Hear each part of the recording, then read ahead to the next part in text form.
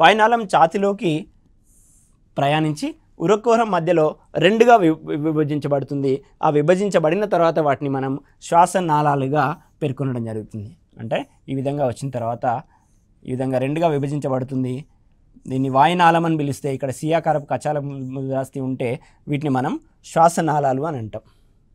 So వీటిని ప్రాథమిక శ్వాసనాళాలు అని అంటాం. అంటే ఇవి మరలా కూడా విడిపోయేటువంటి అవకాశం ఉంటుంది ఊపిరితిత్తులకు చేరిన తర్వాత.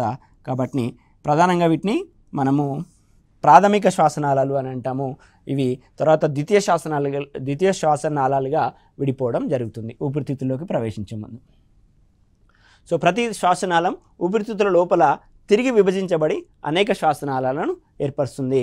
వీటినే ద్వితీయ శ్వాసనాళాలు అని అంటారు. ఇంతకుముందు చెప్పినట్లుగా ఇవన్నీ చివరకు ద్వితీయ శ్వాసనాళాలు కూడా మరలా చీలిపోయి అనేక శ్వాసనాళికలను ఏర్పరిచి ఆ మొత్తాన్ని శ్వాసనాళిక వృక్షంగా మనము పేర్కొనడం జరుగుతుంది.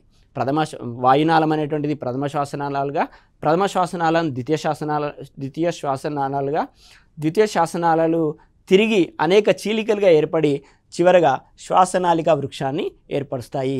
ఇవంతా కూడా ఊపిరితిత్తుల్లోకి గాలిని పంపించడానికి ఉపయోగపడేటువంటి నిర్మాణాలు.